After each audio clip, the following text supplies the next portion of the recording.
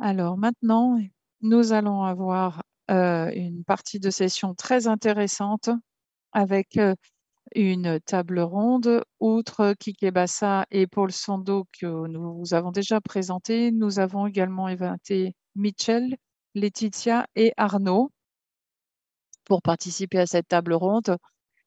Alors, Mitchell Sagma est un docteur indien avec un diplôme en santé publique internationale de l'Université du Queensland en Australie et travaille avec MSF depuis 2011. En tant que spécialiste de santé publique, il a participé à un grand nombre de programmes dans des contextes humanitaires complexes en Ouganda, en Ouzbékistan, au Zimbabwe, en Syrie, en Turquie, en Jordanie, au Sud-Soudan, en Éthiopie, au Nigeria et au Bangladesh et au Myanmar.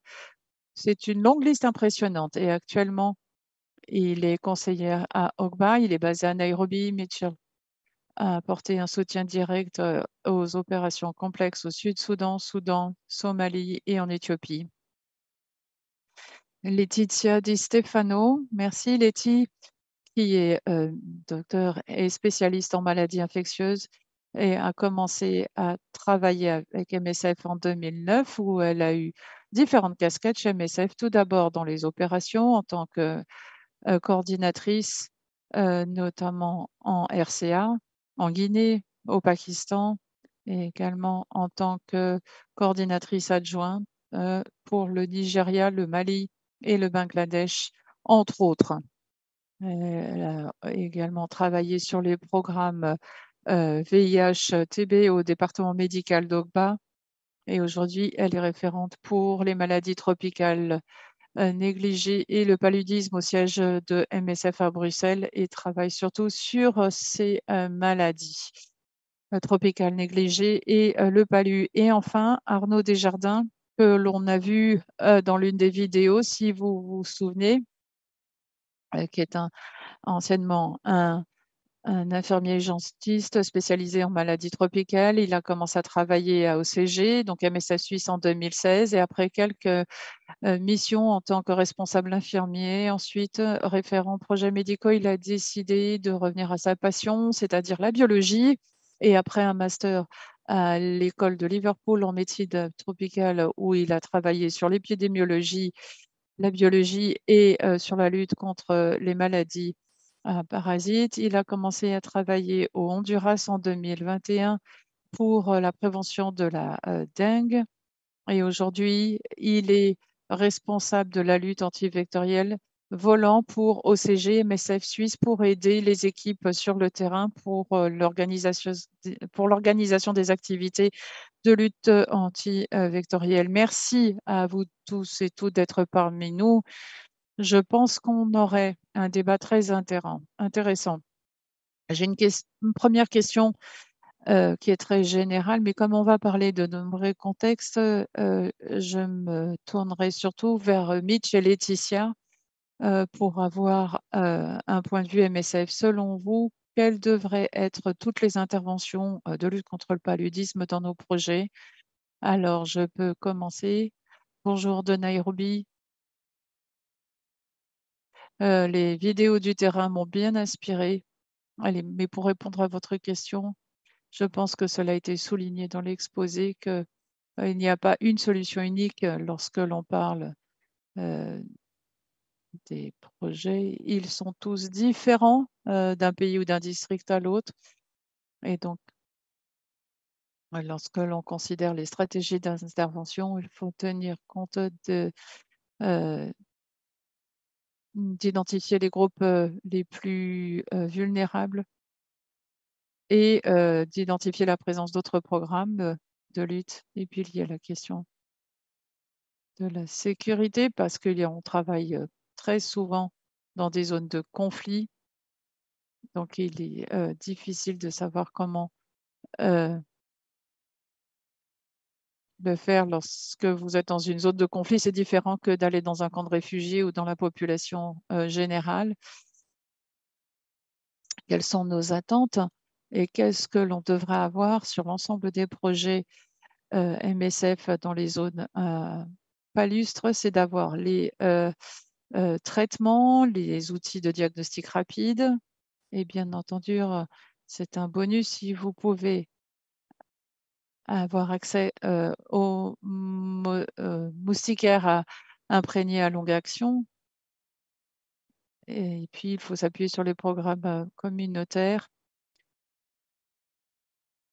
On a pu décentraliser certains programmes au niveau communautaire. Ça a été un débat très long. Je me souviens à l'époque où l'on essayait de mettre en avant les programmes communautaires et comment on allait impliquer les communautés et nous avons pu apprendre au fil des années que c'était, possible. C'est une composante très importante et ce que vous avez dit, au sujet de l'implication des communautés est essentiel.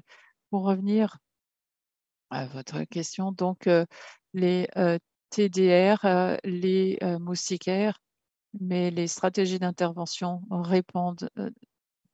doivent, être conditionnées par, la population cible, les facteurs, environnants et parfois, dans le même projet MSF, vous pouvez avoir une disparité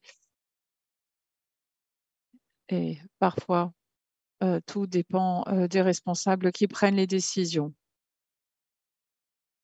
Alors, Laetitia, vous qui êtes référente PALU. Alors, je suis tout à fait d'accord avec Mitch et je crois que sur le plan pratique, ce qu'on peut faire, en fait, il y a deux choses importantes. Mitch a parlé de la distribution de moustiquaires et je crois que effectivement, nous avons une opportunité formidable ici.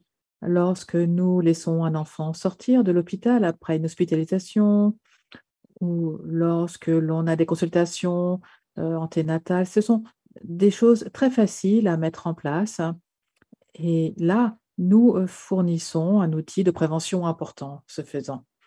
Et il y a aussi, la prise en charge des cas, bien entendu. Et je pense que ça fait partie des principales activités dans le cadre des stratégies anti-palu et partout. Voilà, donc avec les consultations médicales, je pense que il est important de diagnostiquer la maladie, de façon précoce et de fournir un traitement de façon précoce aussi et ce, dès, le niveau des soins primaires. Mais peut-être qu'on pourrait aussi, étendre cela au niveau communautaire. Je pense que ce serait véritablement quelque chose de positif. Très bien, merci beaucoup. Je crois que cela, revient un peu à ce dont on parlait tout à l'heure, mais je voulais tout de même vous poser, la question je voulais poser la question à Arnaud et au docteur Bassat. Si on veut, vraiment réfléchir à la façon de mettre en place certaines de ces activités de prévention au sein de nos projets, par quoi est-ce que vous commenceriez? Qu'est-ce qu'on devrait évaluer ou envisager avant d'élaborer une stratégie?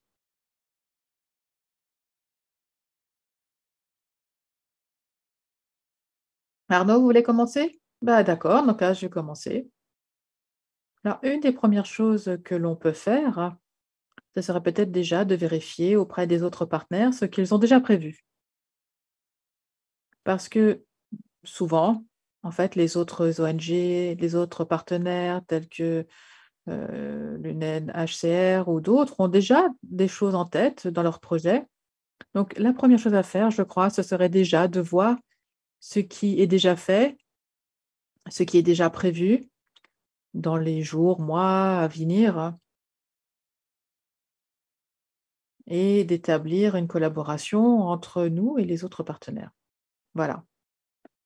Pour moi, ce serait une des premières choses à faire avant de commencer à mettre en place, quoi que ce soit ou avant de dépenser, beaucoup de ressources pour un projet. Je ne sais pas si Kiki souhaite ajouter quelque chose? Alors, je serais plutôt d'accord avec vous, effectivement, et j'aimerais dire qu'il faudrait également utiliser les opportunités qui existent déjà, là où il y a une bonne couverture, des programmes de vaccination, par exemple, dès l'âge d'un an, les consultations anténatales aussi. Ce sont d'autres moments où on peut avoir accès, aux femmes enceintes et surtout à MSF, on a des contacts directs avec, les hôpitaux de manière générale et le moment où on laisse un patient sortir de l'hôpital, c'est un moment parfait aussi pour distribuer, par exemple, des moustiquaires, mais aussi, il y a des travaux récents qui se penchent sur la prophylaxie post-sortie d'hôpital chez les enfants, anémiques. Alors pas, d'anémie traumatique ou non hémorragique, mais si on donne un médicament anti-palu au moment de la sortie d'hôpital, eh bien, même si cette personne, eh bien, n'avait pas été dépistée comme étant, atteinte de palu, eh bien, on peut décroître quand même le risque, de façon considérable. Donc on peut utiliser ces opportunités pour être en contact direct avec la population parce que la plupart du temps, le problème, c'est un problème d'accès.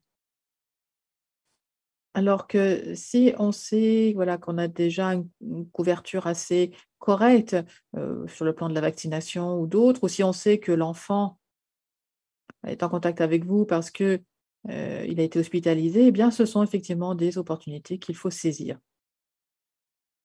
Très bien, merci beaucoup à vous 2. Effectivement, je crois que vous avez soulevé des points tout à fait clés ici. Ce qui nous amène à une autre question que je voulais vraiment vous poser et je crois que je vais la poser au docteur Sando et à Kike, parce que finalement, c'est très proche du travail que vous faites tous les 2.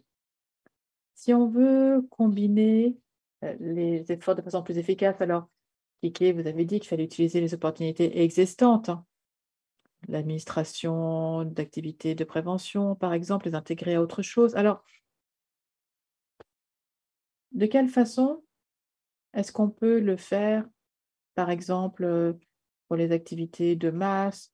Voilà, ça peut être, assez compliqué, donc je pense qu'il faut voir comment combiner les choses de façon plus efficace. Pas uniquement le palu, mais aussi la malnutrition, par exemple, d'autres maladies, par exemple, au sein de la communauté, telles que les oreillons. Oui, merci beaucoup. C'est une question, très intéressante et je vais essayer, de vous parler de combinaison d'interventions. Pour moi, la première chose, c'est d'accepter de travailler ensemble. Personne, ne doit être là à vouloir se battre pour sa maladie, à soi, spécifique. Non, il faudrait vraiment travailler ensemble pour, être efficace et avoir une intervention, conjointe efficace. Et cela commence par un engagement politique. Parce que au ministère de la santé, alors par exemple au Burkina Faso, il y a la direction de la nutrition et ça dépend du, programme national et avec ce genre de situation, c'est difficile de planifier des interventions conjointes.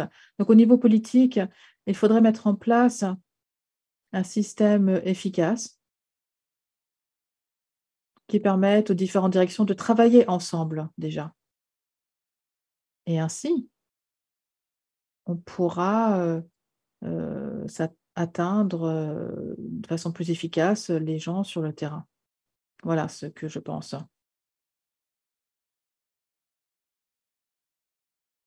Alors oui, moi j'ajouterais que à nouveau, il y a des opportunités de synergie. Par exemple, les rendez-vous pendant la première année de vie du nourrisson pour les vaccins, eh bien, c'est un excellent exemple. Eh bien, on, qu'on a construit le TPI, c'est ce qu'on appelait avant le TPI, autour de ces vaccinations. C'est pourquoi la première dose était dérénée au 2e mois, ensuite, 3e mois, ensuite en même temps que le vaccin contre la rougeole au 9e mois, parce qu'on avait ces opportunités à ce moment-là. Parce qu'il y avait un plan déjà prédéterminé pour espacer les interventions 1, 2, 3, donc 1 mois entre les 2 premières et puis 7 mois avec la troisième. Et nous, on distribue également la vitamine A pour, des fins de prévention. Donc il y a toutes sortes, d'opportunités de synergie et si, on peut, garantir la sécurité d'intervention, eh bien, les synergies sont bien souvent possibles entre les interventions et on a, par exemple, le vaccin du palu en même avec, la CPS. En fait, on constate que l'association des 2 est plus efficace que l'un ou l'autre pris isolément, donc ça a un effet, démultiplicateur. Donc je pense qu'il faut toujours être à la recherche de ces opportunités et il faut également évaluer quel pourrait être l'avantage supplémentaire procuré par cette approche. Par exemple, si on fait des distributions pour d'autres maladies tropicales négligées dans les MDA, eh bien, on sait que quelqu'un qui a pris l'ivermectine pourrait bénéficier de cette approche. Alors, je parle au niveau de population, pas au niveau de l'individu. Donc, est-ce que ça pourrait freiner la transmission du palu? Donc, je pense qu'il faut explorer ces différents effets qui s'ajoutent et je pense qu'on est toujours plus fort si on unit nos forces. Voilà. Très bien, je suis ravie que vous et Paul ayez abordé ces sujets. Surtout pour ce qui est de l'intégration des différentes interventions et du bon moment, en fait, pour, le faire. Alors, dans certains cas, c'est simple parce qu'évidemment, déjà, le contact avec l'enfant, on peut assez facilement donner de la vitamine A, c'est tout à fait compatible et c'était très bien d'avoir l'exemple de l'ivermectine, par exemple, et le blocage de la transmission. Alors, la prochaine question va nous amener à parler un petit peu plus des défis associés à la mise en œuvre des activités de prévention dans différents contextes. Et cette question, je vais la poser à Mitch et Arnaud, je pense, pour qu'ils nous fassent part de leur point de vue lorsque l'on pense aux activités de prévention et les défis associés. Alors, quels sont les défis lorsqu'on est en situation d'urgence, lorsqu'on est dans un camp de personnes déplacées? Alors, est-ce que vous pourriez peut-être nous parler un petit peu de la question? Alors Arnaud, si vous me permettez, je vais commencer. C'est une très bonne question à mon sens, hein. On parlait des obstacles. Je dois dire que, bien entendu, quand on parle d'obstacles, alors, il y a plusieurs types d'obstacles. Moi, je parlais des obstacles internes. Il y a des obstacles externes tels que l'accès à cause de la distance, des problèmes de sécurité, ou ça peut être des obstacles culturels ou d'adoption, où on a besoin d'une approche différente ou plus ciblée. Voilà, ça dépend vraiment des contextes. Ça dépend de l'endroit où se trouvent les projets. Mais lorsque l'on parle des obstacles internes, c'est une bonne question. Oui, oui, bonne question. Mais avant d'en parler, je pourrais peut-être parler d'abord des bonnes pratiques, qu'il faut, reconnaître lorsqu'on regarde nos projets, donc les zones, où le palu est endémique. Je crois qu'on a déjà ce nombre d'activités de programmes qui ont été intégrées. Par exemple, la, distribution des Milda, hein, lorsque les femmes viennent à la clinique ou alors, des messages de santé très simples, hein, qui parlent des mesures de protection personnelle ou de l'hygiène environnementale. Et pour vous donner un exemple, alors si on parle des moustiquaires, hein, moi, lorsque j'ai rejoint MSF, il y a un certain temps, j'étais un jeune clinicien, bon, pas que je sois très vieux maintenant, mais en tout cas sur le terrain. Moi, souvent, les gens me disaient alors que les moustiquaires étaient, mal utilisés, en fait. Ils allaient à la pêche avec ou ils faisaient d'autres choses avec. Mais 10 ans plus tard, hein, quand je vais sur les projets, je vois que la communauté accepte bien, les moustiquaires et ça, c'est grâce à des années de sensibilisation, d'éducation. Alors, bien entendu, c'est, heu, une habitude à prendre, en fait. Je pense que, voilà, il y a des bonnes pratiques qui existent déjà et il faut en parler. On peut également parler de la, chimio-prévention. Donc je pense, voilà, ça, c'est des choses qu'il faut, voir. Mais quand on parle des projets à grande échelle, tels que, CPS ou autres, heu, là, c'est là que c'est plus compliqué. Lorsqu'il s'agit de prendre des décisions, tout d'abord, hein, il y a donc, l'objectif du programme de prévention. Parfois, l'objectif, c'est juste que c'est un pilote, c'est un programme nouveau dans le pays, on veut l'utiliser comme pilote, montrer les résultats, montrer que ça fonctionne. Et ensuite, aller plus loin et en parler aux bailleurs de fonds. Par exemple, au Soudan du Sud, c'est ce que nous avons fait en 2020. Nous étions les premiers à piloter le programme, CPS, dans, différents villages, 10 000 enfants, très bons résultats. et cela a montré qu'on réduisait le nombre d'épisodes de palu, mais c'était juste un exemple sur, une année, puis ça s'est arrêté, pas de continuité, voilà. Alors l'objectif, c'était de montrer que ça fonctionne, d'accord. Et au Soudan du Sud, il y a déjà, pas mal de défis et il y a toujours les côtés, priorité de financement, tu sais, entre les partenaires, hein. Mais quand on parle des projets à large échelle, je crois que parfois, oui, il faut être motivé, il faut être pleinement engagé, il faut des ressources, et il faut du budget, hein, obligatoirement. Et le travail au quotidien, les activités au quotidien, eh bien, parfois, peuvent faire preuve d'une certaine myopie. Voilà, on reste un peu coincé dans son espace, dans sa boîte et parfois on oublie un petit peu l'aspect long terme, la nécessité d'avoir une planification sur plusieurs années. Mais nos cycles de planification ne sont pas nécessairement, en cohérence. Donc on aura une planification sur un an et il y a aussi, le roulement de personnel pour ce qui est des managers. Donc ça aussi, ça complique, les choses en matière de prévention. Donc je crois qu'il y a toutes sortes de raisons, au sein de l'organisation qui pourraient expliquer cela, mais j'espère que voilà, vous allez continuer de nous inspirer pour, qu'on pense différemment, surtout dans la phase de planification, voilà. Plus de discussions, continuer de discussion bien entendu, mais au bout du compte, voilà, c'est toujours une décision qui est prise par le projet ou par la mission, voilà. Très bien et Arnaud, est-ce que vous souhaitez, nous parler un petit peu de ces défis dans les situations d'urgence, dans les contextes d'urgence fermés? Alors moi, je vais revenir sur ce que Mitch, disait.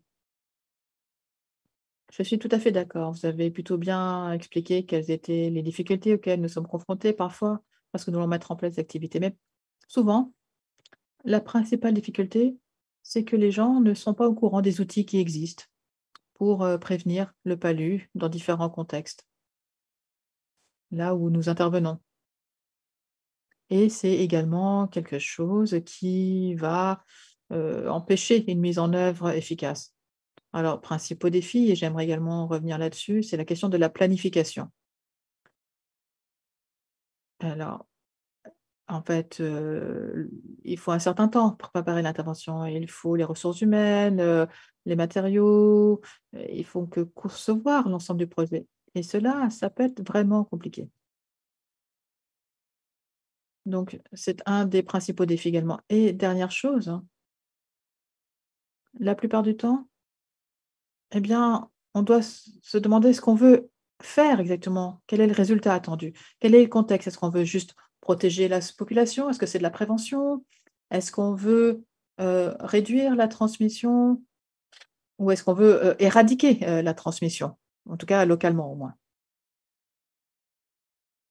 Je crois qu'il faut envisager tous ces éléments lorsque l'on veut mettre en place ce genre de programme de prévention et ce n'est pas toujours aisé. Mais bon, on est là pour ça et on est là pour aider les gens. Donc dépendant, en fonction de ce qu'on veut faire, en fonction du contexte, et j'en reviens aux situations d'urgence, bah, finalement, on parle d'un contexte très différent quand même. Donc si le contexte est stable ou si c'est un contexte d'urgence, voilà, il y a beaucoup de choses qu'on peut faire. Ce qu'il faut, c'est voir quelle est, l'échelle du contexte. On peut avoir des programmes de prévention, à distance, mais ça peut être compliqué. Parfois, il faut préparer même encore mieux. Heu, dans les camps de réfugiés, il y a beaucoup d'autres choses à faire également. Comme c'était dit, il y a des besoins de base. Par exemple, les patients doivent pouvoir être protégés par des moustiquaires lorsqu'ils dorment. Donc il faut que les moustiquaires soient distribués, même si c'est fait par d'autres partenaires, il faut que ce soit fait correctement aussi. Parce que, voilà, il peut y avoir des mauvais emplois. Bon, c'est pas si fréquent que cela, mais au bout du compte, heu, la taux de rétention, peut varier grandement de ce qui était prévu au début du projet, par exemple, au niveau de la distribution des moustiquaires. Donc il faut préparer tout cela avec, soin et attention. Mais on peut faire, beaucoup, beaucoup de choses, que ce soit en situation d'urgence, que ce soit des situations chroniques ou des situations d'instabilité. Il y a beaucoup, beaucoup de choses que l'on peut faire et on peut être très efficace. Très bien, merci beaucoup. Très bien. Alors, j'aimerais vous demander la chose suivante. Vous avez parlé du fait qu'il y avait tellement de choses que l'on pouvait faire. Vous avez donné un certain nombre d'exemples d'ailleurs, de choses que l'on pouvait envisager de mettre en place. Mais avec docteur Kike et docteur Paul Sando également, peut-être pourriez-vous nous parler un petit peu des combinaisons les plus intéressantes ou innovantes que vous avez vues dans le cadre des projets pour un endroit spécifique et comment ça s'est passé? Alors, je peux peut-être commencer cette fois. Je pense à des exemples pratiques, d'intervention, qui peuvent être essentiels et auxquels on ne pense pas, forcément. Lorsqu'il y a eu la grosse épidémie dans les 3 pays, la grosse épidémie Ebola, on a, sauvé beaucoup plus de vies, qu'avec, les mesures, heu,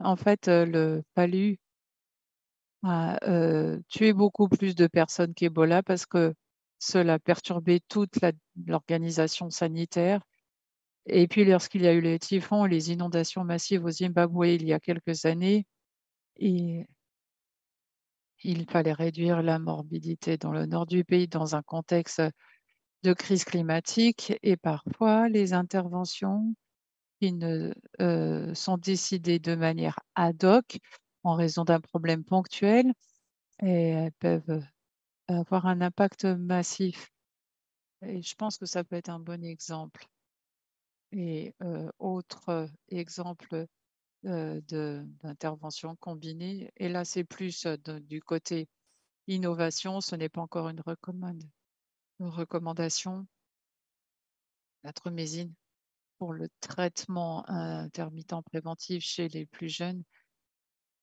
avec, les résultats, de l'étude qui ont montré la réduction de la mortalité lorsqu'il y a eu des distributions massives à la population, peut-être un complément, à effet, synergique, sur l'effet de l'IPTI. Parfois, les bonnes idées viennent d'autres terrains. Et il y a eu des interventions, par exemple, pour le trachome, où l'on a pu, réduire la mortalité lorsqu'on a fait, la MDA, heu, mais associer, parfois 2 stratégies, pourquoi pas? C'est actuellement, heu cela a besoin d'être, évalué, testé, pour mesurer l'impact avant d'en faire une recommandation. Mais il y a des synergies, dont on a grandement besoin et qui pourraient véritablement changer la donne. Alors, pour ajouter à ce que Kike vient de dire, là, l'intervention, de type, synergie entre la malnutrition et la prévention du paludisme et par exemple maintenant la vitamine A est, systématiquement donnée avec, aussi une un dépistage systématique de la malnutrition et c'est véritablement une réussite parce qu'on l'applique à cette population, pédiatrique des enfants de moins de 5 ans. Autre exemple de synergie d'intervention que j'aimerais mentionner, c'est l'association, c'est, les traitements, préventifs intermittents en soins prénataux parce que c'est efficace pour les mères et les enfants avec une grande efficacité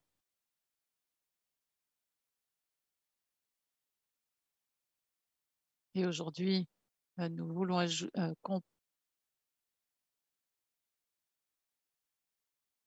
ajouter la CMP aux soins prénataux pour, essayer de voir si l'on peut mieux protéger les femmes enceintes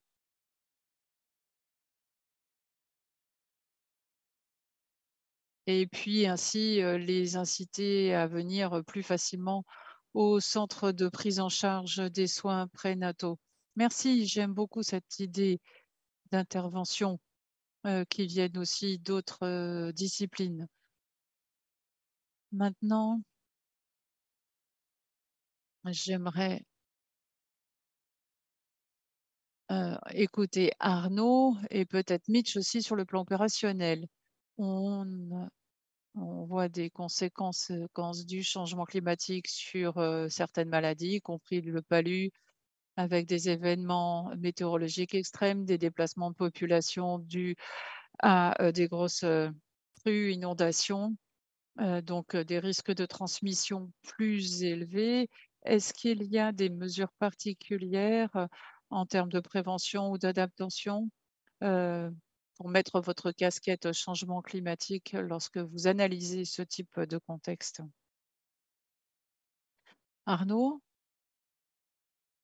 allez-y. Après vous, OK, Mitch, très bien. Je pense qu'on a déjà observé beaucoup d'événements extrêmes dans bien des missions avec, heu, la sécheresse en Somalie qui s'étend au Kenya et qui est la plus grave que l'on a, heu, identifiée comme étant les plus graves. Il y a eu au Sud-Soudan aussi beaucoup d'inondations qui ont, provoqué de gros déplacements de population pendant la saison des pluies. Donc, on a constaté, quels étaient les impacts du changement climatique, par ces événements météorologiques extrêmes et je pense qu'il est très important que l'on commence à identifier les tendances, en termes de fardeau, liés au paludisme ou d'autres maladies, et comparer, cela, au passé. C'est très important, parce que, heu, au Sud-Soudan, avec, heu, au début, des grosses pluies, on a eu, heu, une baisse du nombre de cas, mais la saison du paludisme s'est étendue. Donc en fait, par rapport à l'année dernière, les chiffres sont plus élevés. Nous avons également constaté d'autres, flambées de dengue, de, chikungunya et cetera. Donc il faut comprendre les impacts, heu, sur, ces maladies et leur prévalence et donc un réseau de surveillance serait extrêmement important à condition d'en avoir la capacité pour, comprendre, les taux de transmission et avec une compréhension, du contexte et des changements récents, c'est très important. On s'attend à des inondations chaque année au Sud-Soudan, donc c'est une source de difficulté pour que les patients viennent aux hôpitaux MSF. Aujourd'hui, on a beaucoup décentralisé, que le modèle de soins décentralisé, que l'on a, mis en place à, OGBA pour travailler au niveau communautaire, surtout pendant la saison, palustre et parce que l'accès aux hôpitaux a été rendu trop difficile par les inondations et nous pensons même, recourir à des, bateaux de façon à transporter les populations, heu, donc c'est un exemple de mesure, que l'on peut envisager pour faire face, aux changements que nous avons récemment observés. Ce sont des changements, simples qui peuvent, grandement, améliorer la situation. Pour en revenir aux déplacements massifs de population observés en Somalie, C'est une situation d'urgence et dans chaque, urgence, heu nous sommes confrontés aux difficultés d'approvisionnement, de tout le matériel, des médicaments, où l'on ne peut pas, recruter du personnel, local et donc il faut avoir du personnel volant et même recruter, à l'échelle du projet est, très difficile. Certains essayent de développer tout, déployer, tous ces systèmes et lorsqu'on regarde le programme de prévention, il faut aller un peu dans les coulisses et voir que on il s'agit de sauver des vies, mais c'est vrai, sur certains projets, nous avons déjà, d'intégrer ces interventions salvatrices, outre, les activités de prévention, notamment par la distribution, des, moustiquaires, cela peut marcher et donc l'impact des changements climatiques est là. Il faut effectivement essayer de l'atténuer, mais il faut bien comprendre ce qui se passe et lorsqu'on parle d'urgence, je pense qu'il s'agit davantage de prépositionnement et de préparation aux urgences, heu parce qu'il faut, tenir compte, des indicateurs de changement dans notre évaluation de l'association. Je ne vais pas ajouter beaucoup de choses parce que tu as très bien présenté le sujet.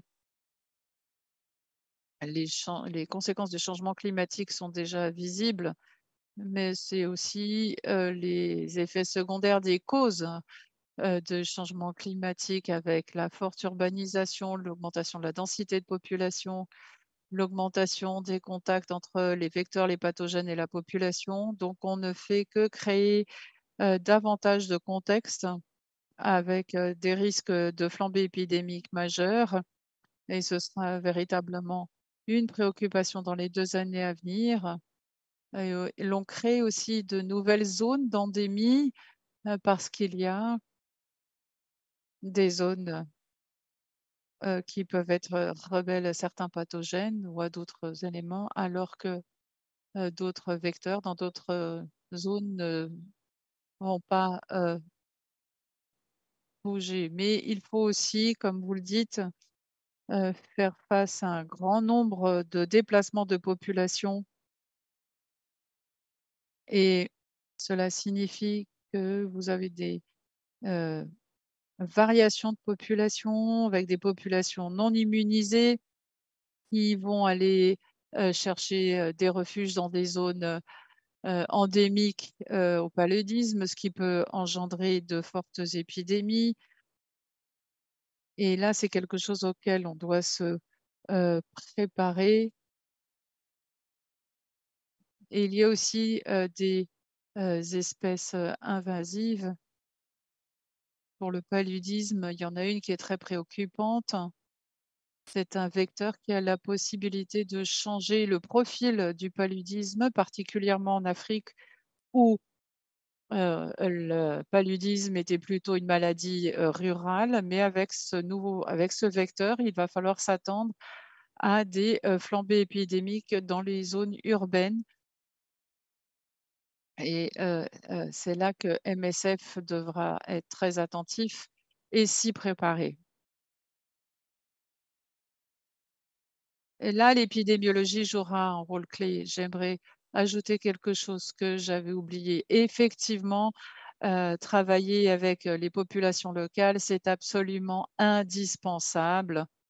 On ne peut rien faire sans, impliquer les populations locales. Donc il faut, toujours garder ça à l'esprit. Merci, merci beaucoup.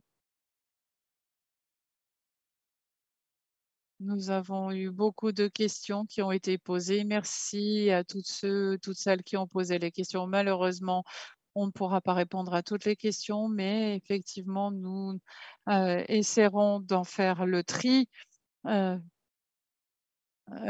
pour, poser les questions les plus plébiscitées. Laetitia, toutes ces activités de prévention requièrent l'implication des populations locales, des parents et les participants aimeraient savoir, comment bien travailler dans ce domaine parce qu'il semble, que l'on a l'impression d'échouer encore, sur ce terrain-là. Merci, je vous remercie de cette question qui est effectivement essentielle.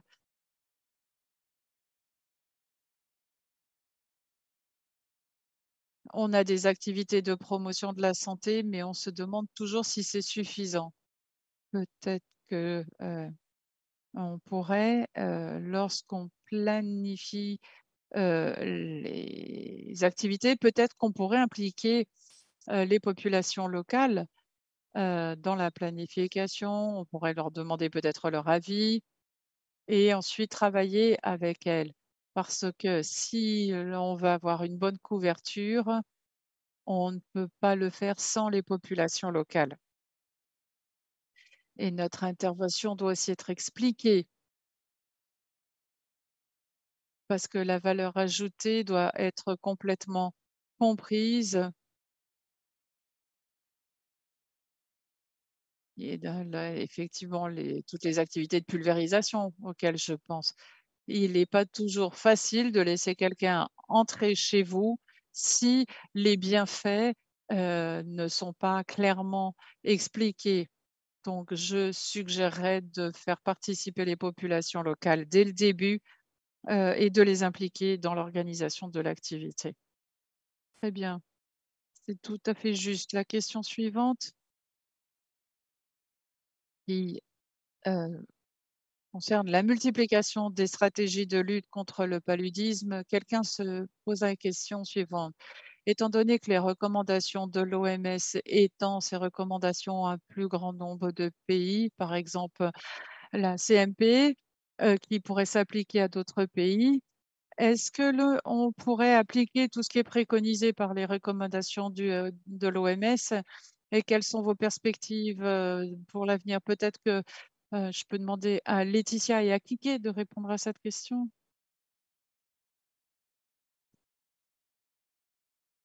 Eh bien, en fait, je pense que les nouvelles recommandations de l'OMS apportent beaucoup plus de souplesse. Auparavant, c'était un peu trop strict, et ça ne pouvait pas forcément s'adapter à la réalité du terrain. Il faut toujours tenir compte du contexte local et du profil épidémiologique pour choisir et sélectionner, les le meilleur, ensemble de solutions de prévention. Par exemple, la transmission pérennielle et saisonnière, peut supposer différentes, stratégies de, chimioprophylaxie. Mais, la chimioprophylaxie, la pulvérisation intradomiciliaire, l'intégration de différentes stratégies, est essentielle parce que, heu, il faut toujours, bien étudier, le profil local de façon à adapter l'intervention, la personnaliser. Peut-être que Kiki va ajouter quelque chose. Non, effectivement, il faut qu'il y ait une appropriation, des décisions. L'IPT, qui est une recommandation formelle qui existe depuis 2010, mais comme elle dit: «Si il y a plus de 50 de mutations dans le marqueur de résistance, il ne faut pas l'appliquer» parce que en fait, personne ne le met en œuvre à l'échelle nationale. Donc si vous avez des règles qui sont trop rigides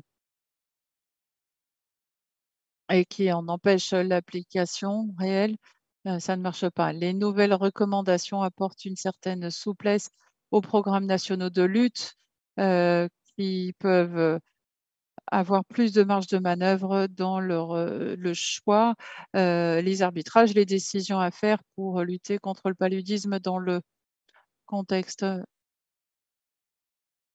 On aimerait répondre aux autres questions. Certaines ont déjà reçu une réponse. Donc je m'excuse à tous auprès de tous ceux qui n'ont pas eu de réponse à leurs questions.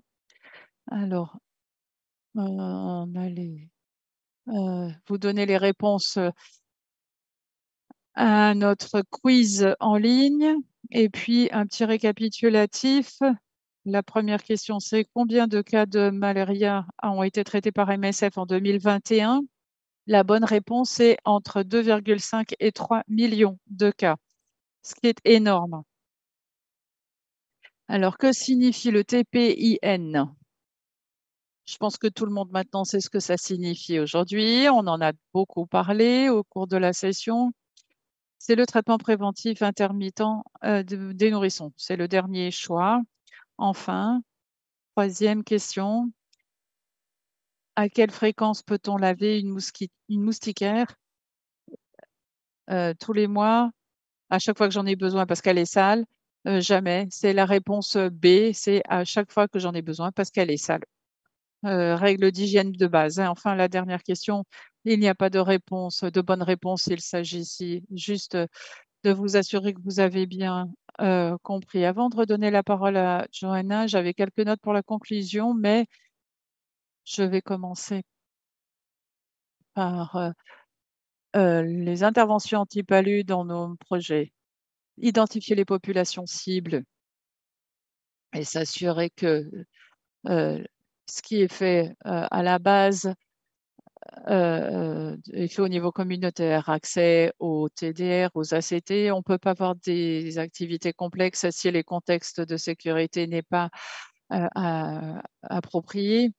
Donc, intégrer aussi l'épidémiologie pour la prévention. Que pouvons-nous faire avant d'ouvrir une nouvelle stratégie, de lancer une nouvelle stratégie? Eh bien, et de saisir les occasions d'intégration. Vous pouvez intégrer dans les cliniques, dans les ANC, les moustiquaires après sortie de l'hôpital et puis la prophylaxie après sortie de traitement. On a entendu aussi parler, pas uniquement de l'implication des populations locales dans les activités de prévention, mais aussi à des niveaux supérieurs, avoir un engagement des responsables politiques, des ministères de la santé pour s'assurer que les stratégies fonctionnent non pas en silo, mais bien en synergie.